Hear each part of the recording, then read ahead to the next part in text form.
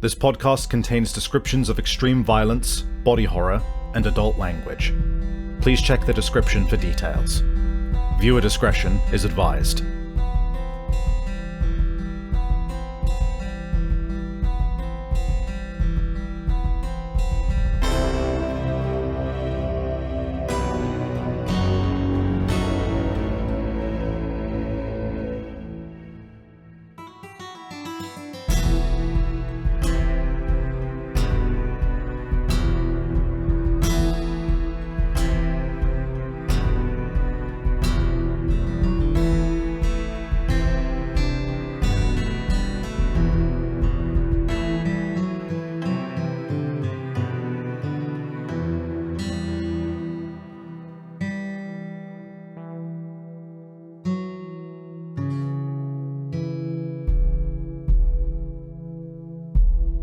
At this point, you have that first headset kind of like removed, which was, the non-invasive like retinal stuff, right? At this point, you are informed that one of the main things that's about to be done here is that Lotus is going to drill a small hole in the base of your skull / the top of your spine. Are you okay with this happening? At this point, what's the problem? All right. You all watch, and there is the unsettling sensation of bone being scraped away by a drill bit. The vibration, how we hear our voices differently because they reverberate within our own bodies? Like, as the drill is in your skull, it's just an unreal level of bass and, inner sound that you are hearing from the resonation with your skull that this is happening. After a little bit, gently removed, and you feel nothing as she informs you that there is an injection about to take place because the brain doesn't have pain receptors. Instead, what you watch is as one of the screens suddenly alights with a new overlay on the previous display of your brain that was happening. You've had what has been, generally called, and is informed to you is the general term, pseudo-biological wires injected into your brain. They are short-lived, and will degrade over time, but they essentially act as, a semi-metallic, but mostly organic, wire that can, naturally grow out in, some use of nanotechnology. And at this point, I want to quickly clarify something about nanotech, because you actually have some in your legs as well. Nanotech in this world is not how we would think of it currently in terms of our current understanding of sci-fi nanotech. It's not wirelessly communicating nanobots that wireless communication's tough enough as is in this world. It's not like thinking machines that are tiny.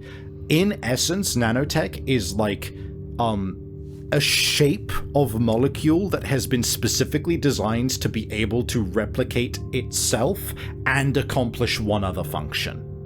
And in this case, its purpose is replicate itself into as many crevices within the brain as it can manage, and then connect, basically, and allow a connection to run through them. It is hooked up, and you see that there is a far more high-fidelity image of your brain suddenly being projected onto screen, as it is now being done in as it's taking these images at different parts internally, and there is this deeper part of your gray matter which is suddenly being mapped and put into this kind of wireframe 3D image that's flashing on screen. you see then that Lotus hooks a few more like devices up as you suddenly feel your haptic devices that have been attached to you alight once more with that very similar feeling to what was going on before of like cycling the various feelings, but it only does it once this time before it starts to do what you could only describe as like coded traces of stimulation across various parts of your body. And at this point, Lotus, you know that you are primed and ready to begin asking questions to hopefully stimulate something. I would like to comment fully, extrapolate. There are things that... Usually I have people wear the full suit. You've opted not to do that. Understandable. I would like you to say various words, various names, various ideas that come to mind about what you think of, no matter how blurry, no matter how complicated. Because if you speak it, then more of the brain activates. Hopefully it gets somewhere. Instead of placing a spark on kerosene, this is hopefully striking something against a coal and seeing if it sets alight at some point. Okay, so you are told to start remembering, and there's a lot of stuff that you could go with, but there is ultimately only one person who gets to decide. So Vex, tell me, what memory or what piece of info do you feel you want to start with? She thinks it over. She thinks it over for a moment before deciding to attempt to start big picture, or at least what's hopefully the big picture. And she tries to think about Atrium. You bring Atrium to mind. You feel this, like, strange flashing. Despite the fact that that device is no longer on your eyes, it's almost as if those shutters are still, like, blinking in front of you. You see, as if like a ghostly vision, like, being imprinted upon your retinas, Atrium's logo. That lattice work behind it. The kite in 4 parts, pulsing in a circle. Beating. The orange scan lines going across. There's that flash of the information that you were reading. With each shutter, you see another memory of what you were reading. Another shutter. You see again those images of Hope, of the experiments that they did on her, the surgery, and you feel this movement in your eyes. It's strange. You realize that you've actually instinctively closed them at this point, as if they're like experiencing REM, rapid eye movement, like a level of movement from them that feels like involuntary, and it's disconcerting to keep your eyes open while this happens. And Lotus, you watch as these signals like light up certain parts of the brain much deeper as well. Not so deep that they are like really in there, but deeper than what you were seeing before. And you watch as those stimulators, which are looped in with those pseudobiological wires, do their work. For every signal that's sent back, a loop is created, and a recursion is sent back. When one returns, a charge is returned back. And you feel those traces along your skin alight once more, and this time there's more purpose to them. It feels cool, and then warm, and then wet, it feels stale. And then as if wind is passing over you. And then you feel a hard surface. And then you feel a connection. You probably suspected this anyway.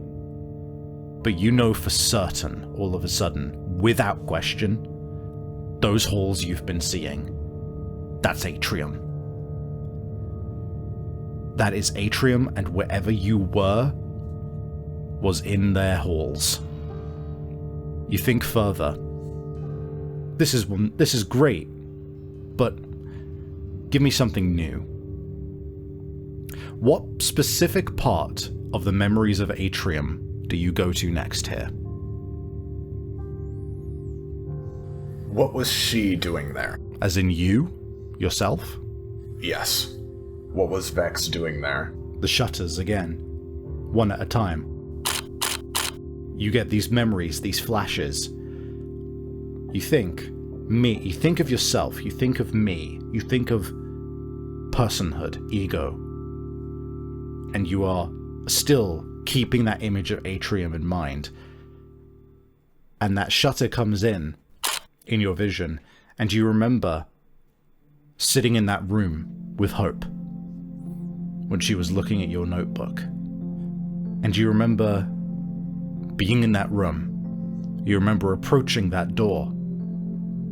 You remember being in the... And there's this moment of, like, resistance, of pain again. Lotus, you see that, like, there's this strange, like, moment where there's a shift from these large kind of blobs of activity into what looks like it resembles more of the what you would want and expect to be the voids between the blood supply, as if only those parts are lighting up. And you feel that fear again, Vex. And you think the surgery, and you think the room, and you think the book, and you think of running, and you think of yourself, and you feel your feet hitting hard tile and dust and sand and concrete, and you get this flash. You're looking at a table. You're in that room again. You're with her. And it's a vision you haven't seen before. For just a second. There's a game. A tabletop game? There's a board and these, like, pieces and counters, and some of them are green, some of them are like these shining chrome stones. And for just a moment you see your hand reaching out and grabbing one and moving it. And then you think again. You're going through the door. You see Hope. You're going through the door. You see Hope. You're going through the door. You see Hope. You're going through the door. You see Hope. Over and over and over and over and over and over and over and over and over and over and over. You are walking into that room and you see Hope. And you're walking into that room and you see Hope. And the door opens and you see... And it's not clear. If she could fight... If she could unsheath her sights inside her mind, she would. To try and cut and slice her way through this blur, this fog. Fighting is all she knows. She can't remember anything else. She tries to focus, to see through this, to latch onto something, anything. Why was she going to that place so many times? Who was this girl, and was she keeping watch over her, guarding her? What? Can you give me a roll, please? And I would like you to add a point of bloodthirst. Well, yeah, I wanted to very quickly, before I make this roll, say, so, just real quick, I cleanse a point of bloodthirst after the earlier combat, right? Because of my treasure. Correct. Okay, so I'm even now, at least. Okay. Instead of adding another. Alright, and then this is just a flat roll? With a, flat roll because of where you were, yeah. Okay. You see physically that, there is this, tensing in her forearms, but nothing untoward happens. It seems that whatever that instinct was has been suppressed. Vex. I'm gonna need a more specific direction than just trying harder.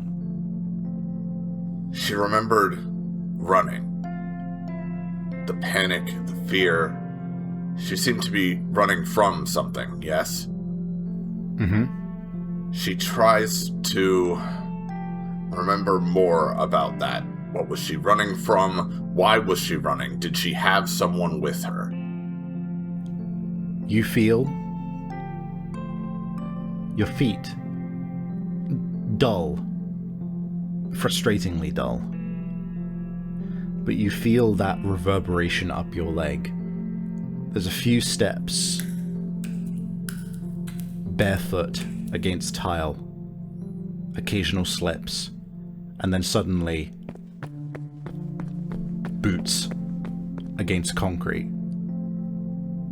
And then more footsteps. Some feel heavier, others don't, against the sand, against other parts of this, and you feel that warmth in your hand again. In one and then the other. You feel, and Lotus, you see it at this point, you see her hands kind of grip instinctually as if they're trying to hold on to something. And you think of that again, and you think of that dream you had just this night gone. And you think about running. Can you give me a roll, please? You feel your boots hitting the concrete again, warmth in hand. You feel your feet hitting the concrete again, warmth in hand. You hear gunfire after you feel your chest burst. You hear gunfire after you see her chest burst.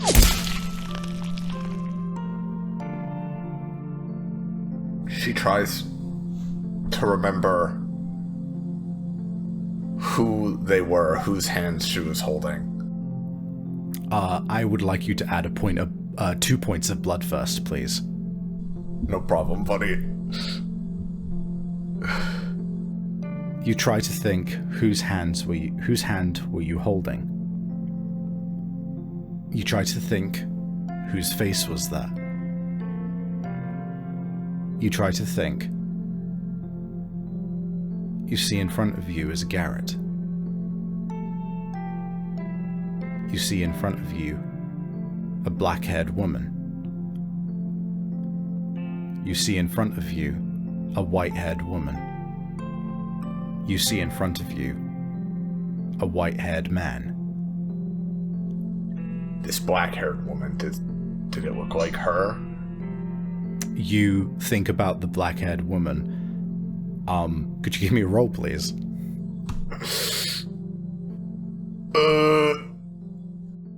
Would you like to spend a point of blood first in order to re-roll? So, that's a question, because if I gain one more point of bloodthirst, it doesn't matter what I do, it will take me to the maximum on someone. Or something.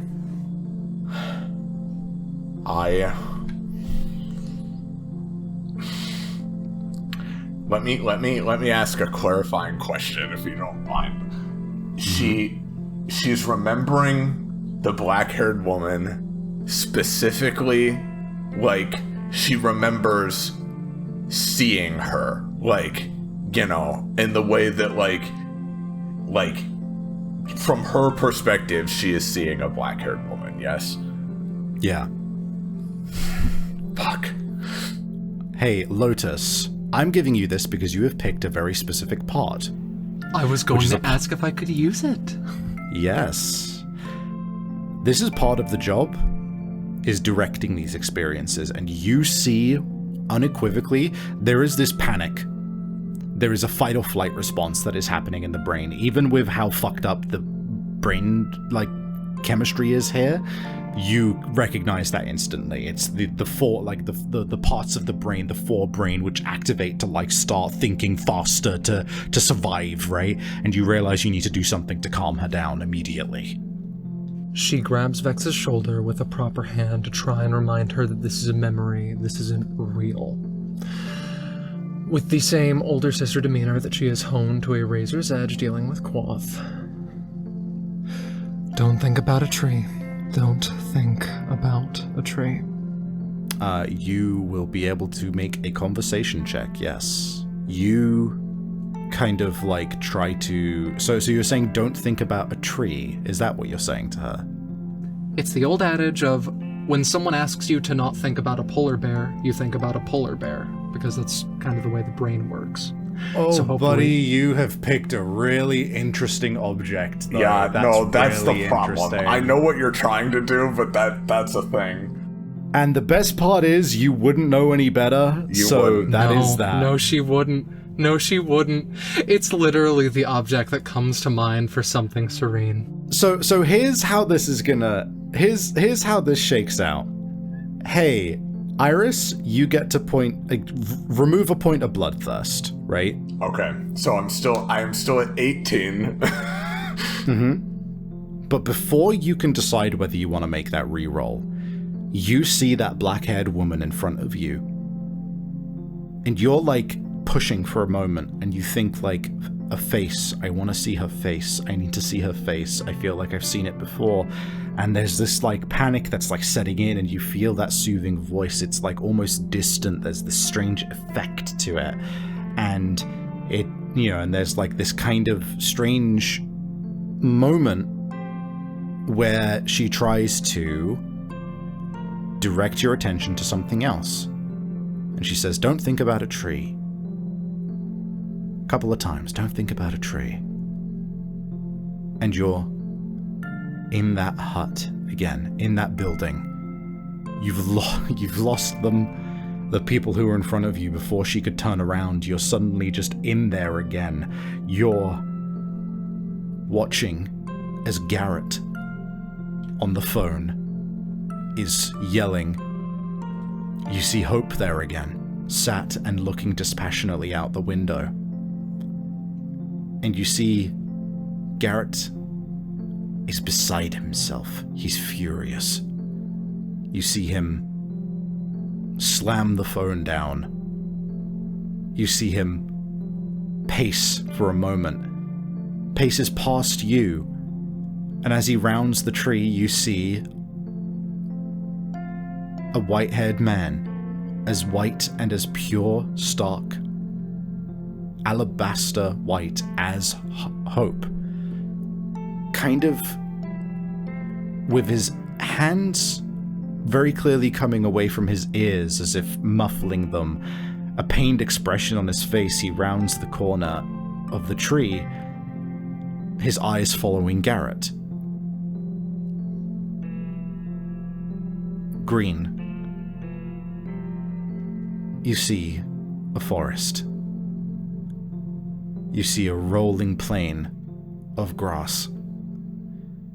You see a power pylon rudely emerging from the tree line. You see a tree. It's dying. You see a tree. It's caged and thriving. In the center of a facility, you see a small game piece. Steel and plastic.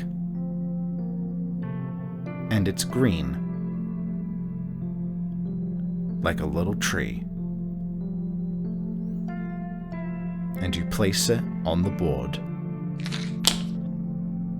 A little too hard. and your finger begins to bleed as it's pierced by a branch. I would like you to make a roll for me, please. You feel your blood run from your fingertip. Dull though it may be. Numb. And it's in that moment where you realize that you don't actually feel that pain, that you just lose that trance. And you feel the chair beneath you. And you feel the pads trying to do something, but just on your skin. And you realize that it's just too distant. Do it again. One moment. She's beside you again. How else would she have tried to help? There's a portion of her that wonders why it didn't help as much as it usually does. She may need to ask what calms her down. Let's think about something else. I can try, but I thought that I would offer. If you want me to go a bit more intrusive, I can make it feel a bit more... She waves a prosthetic hand around, her two proper flesh and blood ones holding a clipboard, seemingly. I think that that may help. If... Savvy. I presume that level 2, if you're trying to get something out of someone, is like, according to the bell curve, the highest you functionally need to go. Generally, yeah.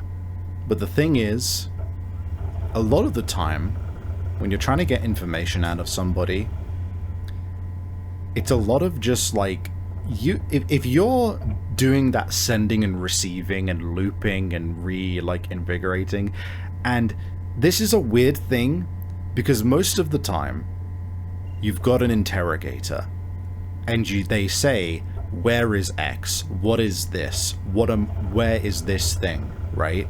And it doesn't matter how guarded you are, you can't stop the neurons from firing. And if you just push it a little harder, then you can just make them think about it more. And eventually, something's gonna get said. Something's gonna come out. This has been different. You've just been asking her to think of things she already knows, which are already tenuous at best, and think of things which are perhaps not there. This is different. This isn't going to be enough. I can't put you back there. Not because I don't want to, but because I genuinely cannot. Why not? This... Let me explain, please. I separate things into 3 levels, and as far as I can tell, I am the most accomplished. Level 2 is the highest that I've needed to go for 97% of my patients. I was sort of presuming that it had to be like this, or it was going to end up being like this, but quite clearly, it has become a necessity. These memories are very repressed. There is... Do not take this as gospel. A portion of me wonders if you think, or your subconscious thinks, that it was like that at all, if you experienced those at all. But, as of current, I, who have been doing this for many years, can look at the situation and know. I presume that that experience was not as vivid as you desire. No, but it was close. I felt like I was getting close to something a few times there. I remembered a couple new things, small things. So if we just take it up to whatever the highest level is, like whatever the highest level you think we can go, I want to do that. Okay. She takes a second. It is the look of reminding herself, how does she do the third one again? How does she do the third level? And then, yes, it all clicks into place just as soon as the question came up. I can do that. It will be more intrusive. However, your words alone imply that this is not something that you will say no to because it is intrusive. I have to know. I don't have a choice. I can't keep living like this. In the dark. She gets a somber smile on her face. I should know. It's the fate that I'm fighting to prevent from me and my sister. The smile goes away swiftly. And in short order, you have those haptic pads removed from you. The connection is removed as well from the pseudo-biological sensors. And she takes you through to a chamber which has not seen use in a while, but is maintained nonetheless.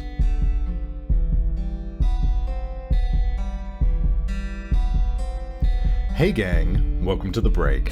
Take a second to unwind and let's have a little chat, because we have a little something different to talk about compared to our normal break material, because we had the distinct pleasure of being featured as a talking point on a different podcast recently. More specifically, Please Don't Listen to This, Your Life Depends on It, episode 360. Absolutely awesome to see that was a thing that was happening, and then to see it come out and listen to it. Genuinely so awesome to have us recommended to another group of people in the first place, let alone people who are also doing podcasting. Huge shout outs to Alex, Seb, and Nick over on the Please Don't Listen to This podcast. Genuinely phenomenal hosts. Really fantastic energy the whole time, and very clearly good at this. I recommend anyone who is listening to this to please go and check them out and give them a listen as well. Even if it's just for that one episode, though preferably check out some of their other content as well. They do all sorts over there. And if you're a fan of the cyberpunk stuff that we are doing here, they did an entire month or so of talking about various cyberpunk things on their podcast as well. So massive shout outs. It was genuinely really awesome to be able to hear people talking about our little show here, and to hear what they liked, even what they didn't like as well. I can't believe that they went through the effort of listening to 0 through 6 of our episodes as people who do not commonly listen to actual plays. So genuinely huge thank you. And I couldn't go without thanking our mutual listener, King Claude, who was the person who, I understand, submitted the request to them. So thank you so much for that. It genuinely warms my heart to see people actually talking about this thing that I'm making. So thank you, thank you, thank you. It means the world to me. But enough gushing. If you are someone who is a fan and has been enjoying this, there is, of course, that's one way to support us, is to talk about us. But if you want a more direct way to support us financially, then you can do so over on my Patreon. You can support me for as little as $1 a month, and you will get hold of, get this, an episode ahead of time of Heart of Hope. You can support me for more if you just want to be excellent and awesome and super cool. But even that small amount of $1 will get you access to an episode ahead of time every week that they are out. And that is patreon.com/eternal_savvy. Again, that is eternal_savvy. And if you want to be able to support me in a slightly different way, if you prefer to just send a one-time donation, if you can't afford monthly, then I do also have a Ko-Fi at the same of eternal_savvy. And if you want a more direct reason, even beyond that, to support us financially, the money that we are getting from Patreon and various donations is going towards commissioning real human artists and composers for new music for the show, and in the case of our logo as well, art assets. But yeah, no, the more money that's coming my way, the more I can spend on making unique things for the show to help improve it and give it like a really unique feeling. So it really helps out, and of course it just helps me keep the lights on as well. Also, if you want to see when this is going live, then you can follow me over on Blue Sky. Again, the same at I am Eternal_Savvy pretty much everywhere on the internet if I am anywhere, including Twitch.tv. I do streams pretty regularly at this point. We're currently doing clown games every week.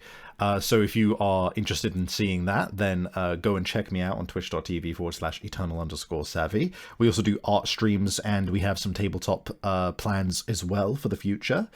And if you have any fan art, then please feel free to tag me on Blue Sky and use the hashtag Heart of Hope, or drop it in my Discord in the fan art channel if you are in there. And any fan art that is sent my way will indeed be featured on the carousel that you're seeing on screen if you're listening on YouTube right now. Speaking of YouTube, why don't you do all of that good stuff like subscribing, liking, and commenting? It is a huge help to the algorithm to boost our visibility. And if you're listening to us on RSS feeds, then please feel free to rate us or just download the episodes. That is also a help. But yeah, no. And of course, as we have seen, one of the best ways that you can help us is with word of mouth. Just tell your friends, tell people who you think will be interested, and get them a recommendation. It is a massive help, and it is incredibly flattering that some of y'all have absolutely been doing that. So thank you again so much to everyone for listening. I have been rambling for a while. Let's leave it there. Let's get back to the episode. Bye-bye. And before you enter, there is 2 pieces of preparation which are done. 1. You are sat down once again to have more holes drilled. Several this time at different strategic points.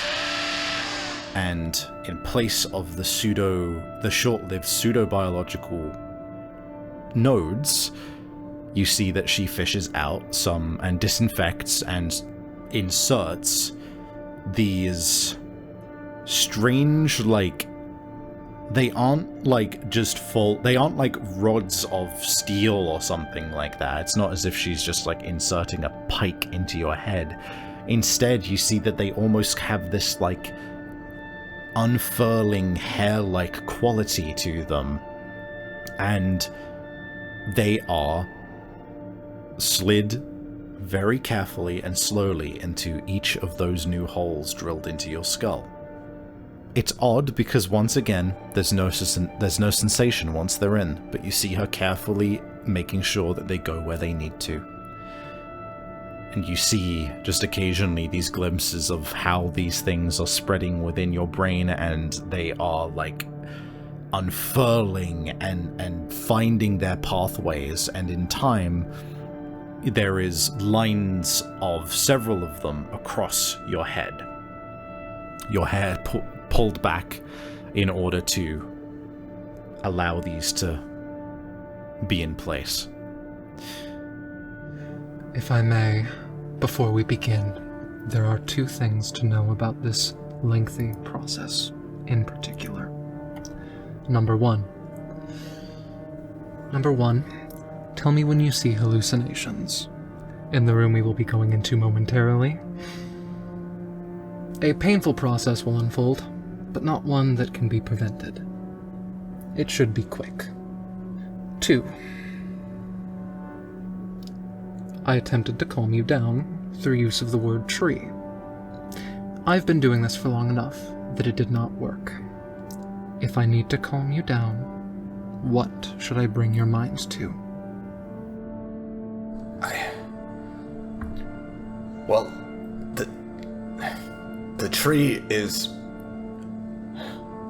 There's a tree that I remember. It's a detail is why I reacted that way, I think.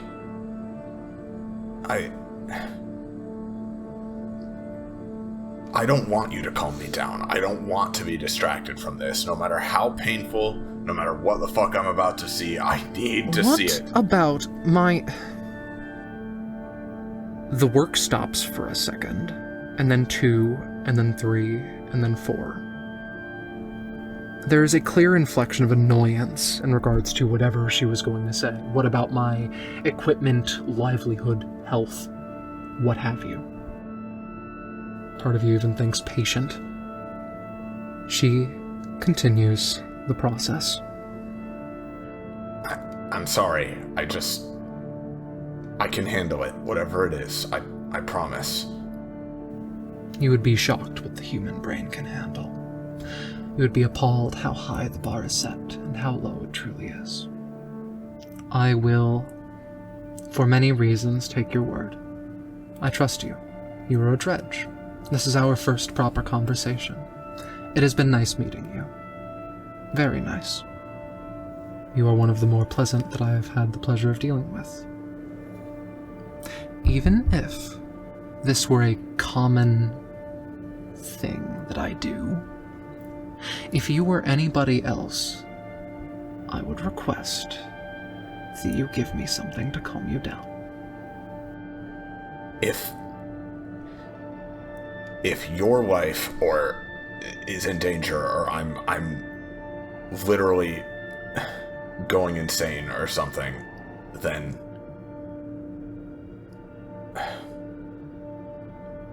she oddly almost looks a bit sheepish for a second. Could you just sing something? I used to play violin so long ago before I realized that it was destroying my synapses. I'll be honest, Vex. I would love to do no other thing. She gets back to work. You continue getting her ready. And eventually, once that's all sorted, you get to the room, the entrance to the room. And there is a small changing room as you enter, where you are asked to disrobe, and apparently fully disrobing is necessary. So you do so. You are brought into a room, and you immediately recognize the sound and the smell of a pool. And there's this gentle warmth in the room, which is just barely above what you would even notice. And you see that there is this, it's a large circular structure. It's a pool which goes on for a little while before you then see in the center is this, like, dome with circular, like, pathways creating arches within the water.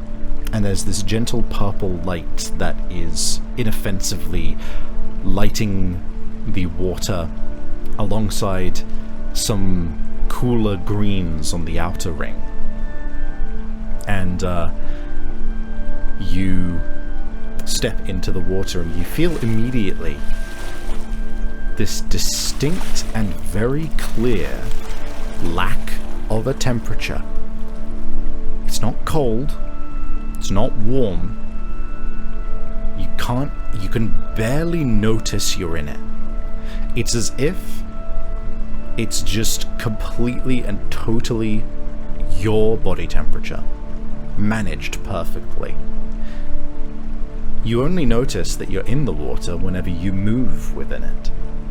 And you feel that this light, tingling sensation starts to kind of eat away up at your skin and your legs as you were informed that there is this slight kind of stimulating chemical that has been put within the water, combined with something designed to kind of strip away some of the top more unneeded layers of skin to make things a little bit more sensitive.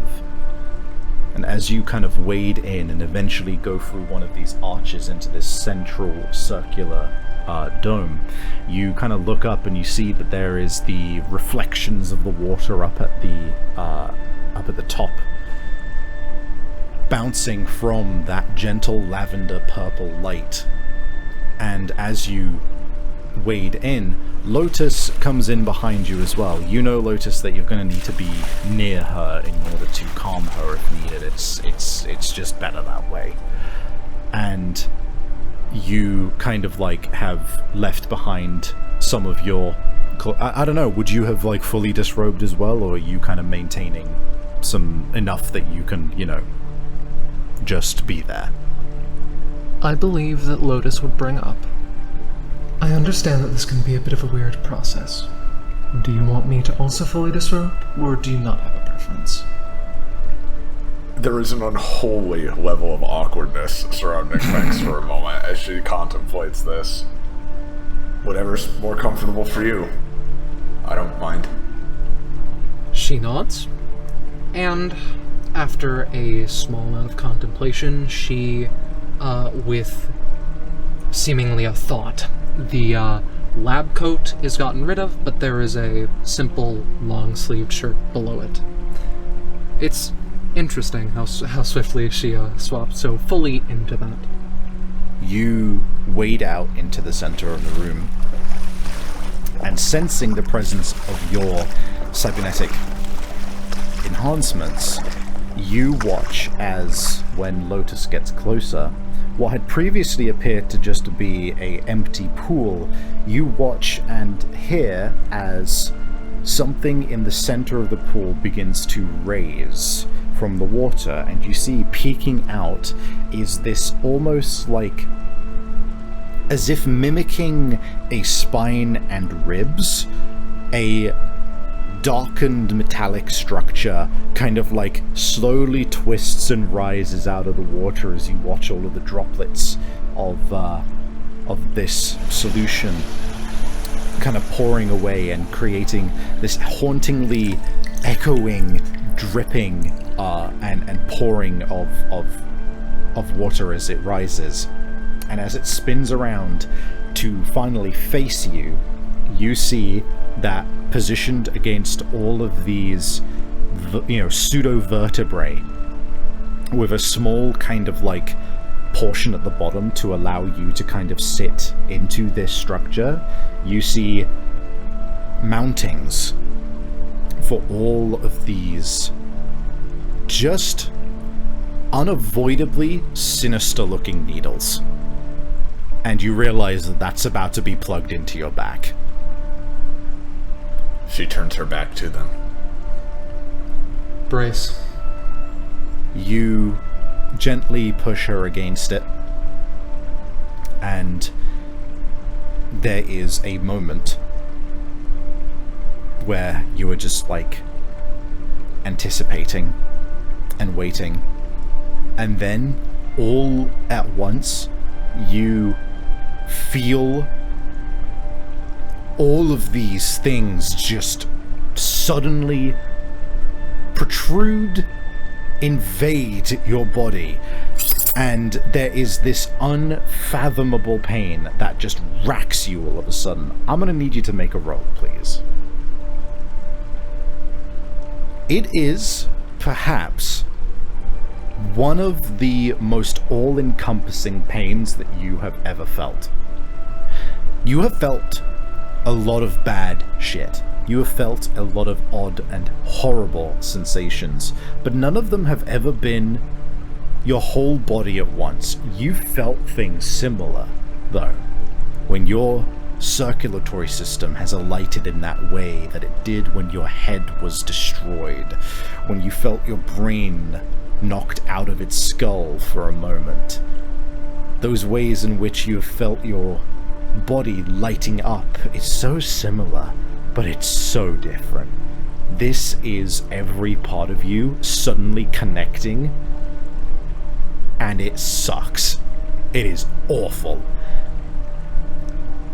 But you've dealt with pain before. You grit your teeth, and in a few moments later, you feel it subsiding. And for a moment you think, oh, did I have my eyes closed? And you did, but you realize now they're wide open and they are just like fading. They just faded completely. You just had no vision from the pain for a while, and you eventually see that soft purple once again wash over you. And you feel yourself unsettlingly anchored to this spinal column behind you. Lotus starts to hook up the remaining nodes to the top of your head as she pulls out these various cables and sensors from some other compartment housed within this device. And in time, there's nothing to do but to initiate. Usually she looks back in a way that implies, in the very few times that she has had to do this to a willing participant, a look that implies last chance. She does not give that look to Vex. It is good luck. The only look on Vex's face is a look of such fervent desire and determination to do this that Lotus is pretty sure that if she were to suddenly say, actually, let's not do this is a little too risky, let's work our way up to this a bit more slowly, Vex might not let her unplug the machines.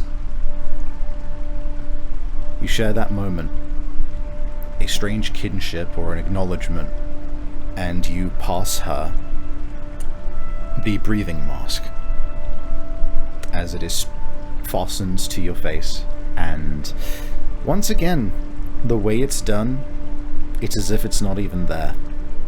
You just don't feel it. As you suddenly recognize that the device is lowering, lower and lower and lower, and you're feeling that lapping of the water up against you. But as you submerge deeper and deeper, it's as if sensation melts away. And you think for a moment, should I close my eyes? And the answer is given to you as the arches, the circular arches around the room, begin to slowly iris shut from the hatches that emerge from this dome, until eventually the green glow from the outer circle is absent, and you are in this monochrome purple empire for but a moment. And then the light above you dims and dims and dims and dims until it's pitch black. And you remember the thing that Lotus said to you, which is to indicate when you start hallucinating. Because your eyes can't latch onto anything. There's nothing there. And after a grueling few minutes, you swear you start to see something. Figures, silhouettes, insects, something of the like. Definitely things that aren't there. And so you tap her hand and give it a squeeze. And Lotus, nothing to do but to initiate. So what other option does she have but to do it? I'm gonna ask you a very important question here, Iris. What do you think of? I think even if she were to try to think of a different specific detail or try to start big picture again, I don't think she'd be able to. There's a question that's been hanging over her since the strange dream that might turn into a nightmare. She has to know if the nightmare is real. She tries to remember what the black-haired woman looked like. You think of that black-haired woman. You're in an apartment. You're in a cell. A white cell. You're in an apartment. In the bathroom. You're in a white holding cell. The shower is on in your apartment. There's a mirror on the wall. You're in a white holding cell. The door clicks open. There's a fogged mirror in front of you.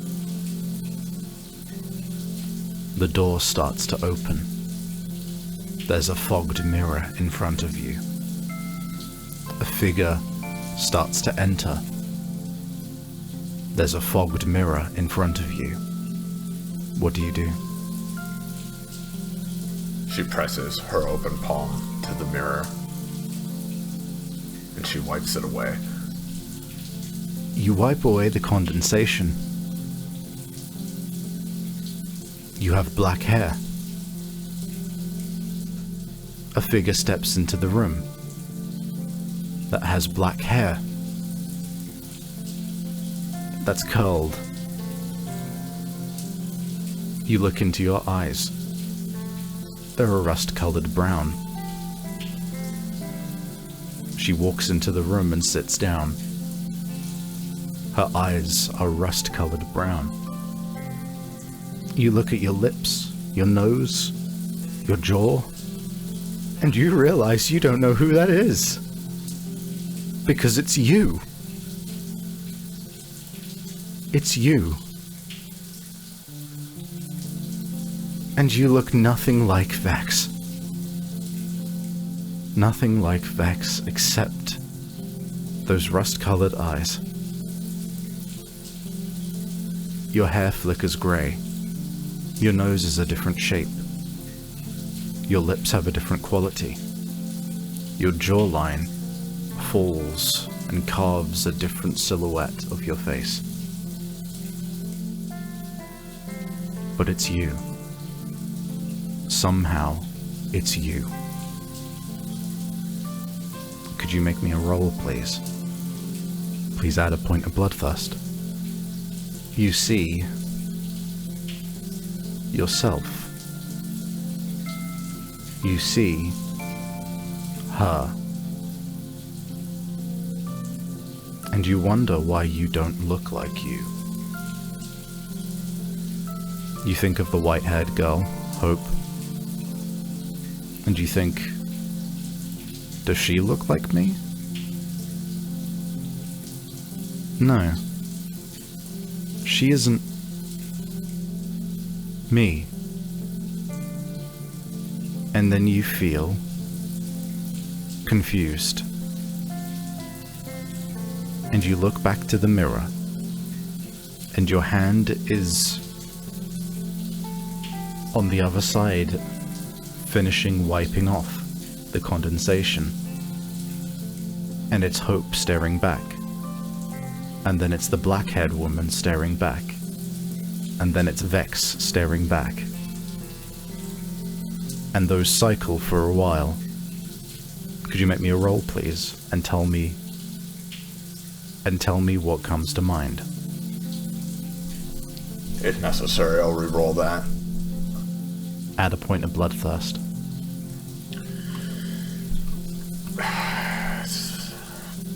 And can you tell me if anything has filled up? 2 things have filled up now. I've filled my treasure and 2 out of 2 with Loa as well. Noted. And could you tell me what has come to mind?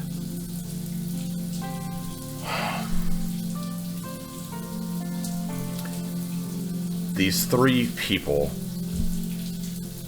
she sees staring back at her. On and on in this pattern. She is scared and confused. She tries to reason through it. She can't be 3 people.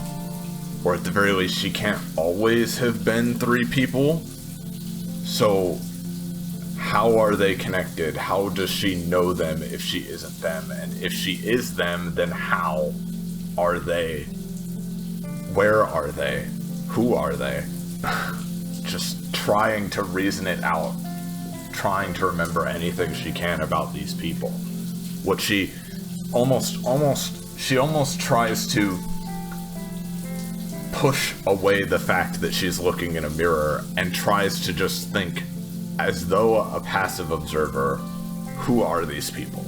What does she know about them? Which one would you like to start with?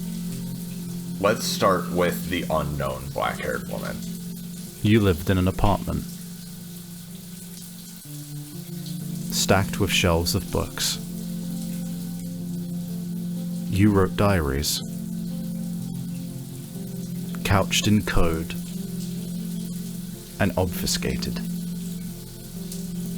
You went to a facility and you hit this block, and you're trying to remember more, and you think, she played games, she talked, she drew, she helped, she cared, she trusted, she respected, she tried, she liked trees. Would you like to ask another question about her? She liked trees.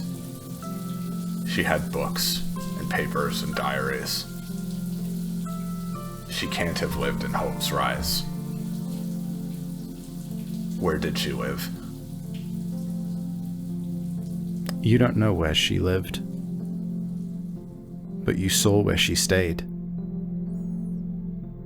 You know where you stayed. You stayed in an apartment full of books.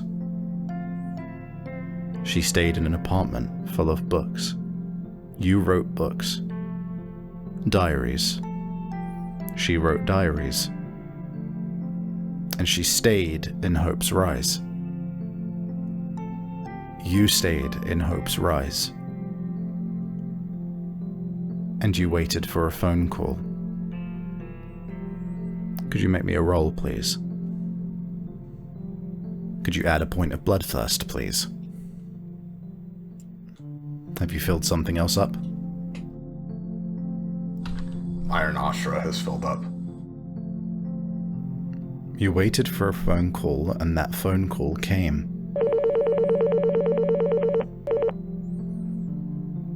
And you ran to that phone. And you passed those doors. And you heard Garrett say, "I think they're on to us." And you ran, and you wondered how they knew. Garrett is in front of you. A white-haired girl called Hope is in front of you. A white-haired man is in front of you. You lead the way. And she stabbed your back. What do you think of? She tries to think of the woman she now recognizes as Vex. Because, if I remember right, she remembered while running another black-haired woman, yes? Black-haired woman has always been the same black-haired woman, I will just clarify. Oh, okay. Well, maybe she was remembering Hope's memories. Okay. In that case, black-haired woman's always been the same black-haired woman. So to clarify, she now looks different, though. You think she now looks different, right?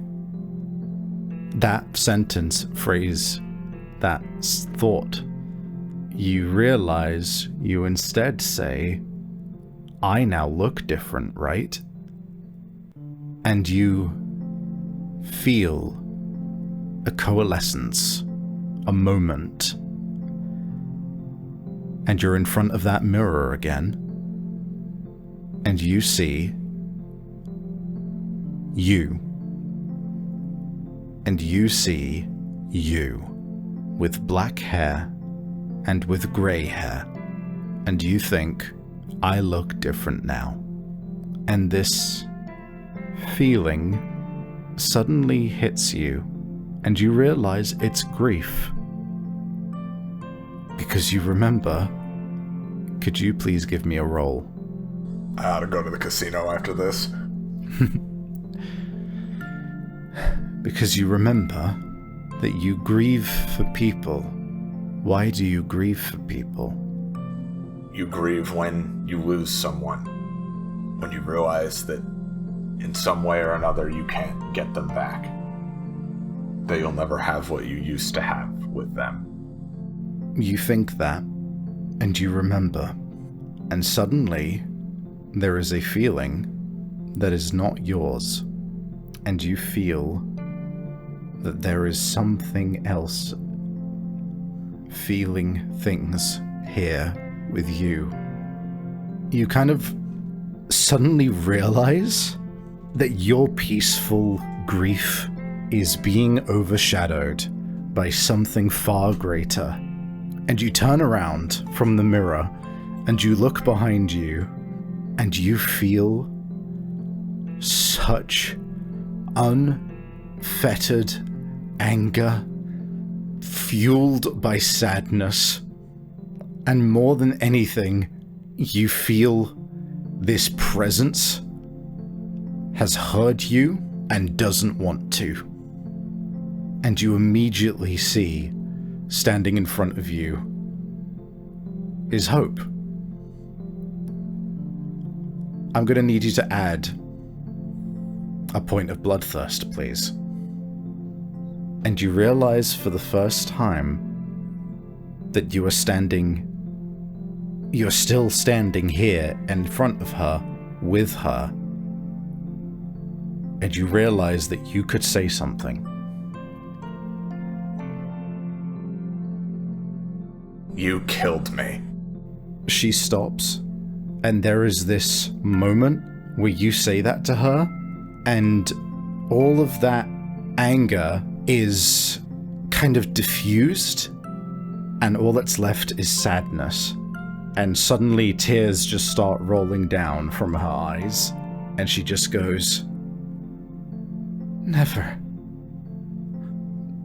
And that's the only word that she gets out. As suddenly, that anger rolls back in, and you feel all of it wash over you. How many points of bloodthirst do you have left before you are full? 5. Gain 5 bloodthirst. You feel that anger wash over you. And you've been trying so desperately to put the pieces together, something, just anything. And you suddenly see an image crystallize in front of you. A 5th person. You see Garrett stood in front of you. You see a white-haired woman named Hope stood in front of you. You see a white-haired man stood in front of you.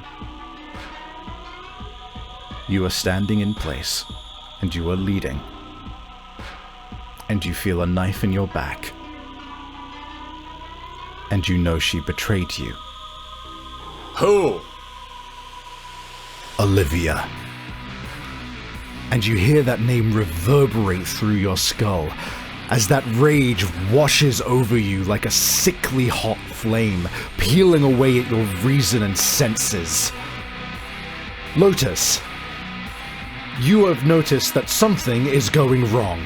Vex is shaking, trying to break loose, seemingly not aware of how delicate this all is, and suddenly you start to feel as these ripples in the water start to appear in a myriad of places in front of you as something is brushing up against you. You need to turn on the lights now. And with no hesitation, she bolts backward, and instinctually, there is the feeling. She extends a hand out. One of the many hands she has, she takes out a shortwave radio transmitter that controls a good 30% of the building. She does two things. Number one, turn on the lights. Number two, she's scared. She's scared. She's really scared. Scared like she was back then, and she does the same thing that she did back then. Quoth! Quoth! And as the lights rise, bathing this chamber in a lavender glow once again, you see that sprouting out from the surface of the water are countless veins, all of them originating from Vex's head and face, piercing out from every possible location, forcing out the apparatus that were once inside of her skull, and turning into this strange tree-like structure until you can't even see her face anymore. As she starts to violently try to pull herself up, but the cyber spine, too deeply connected to her, remains in place. And instead you start to hear the muffled sound of metal snapping and wrenching and breaking, and wires coming apart under the water as she just wrests herself from the ground instead. I would like to begin combat.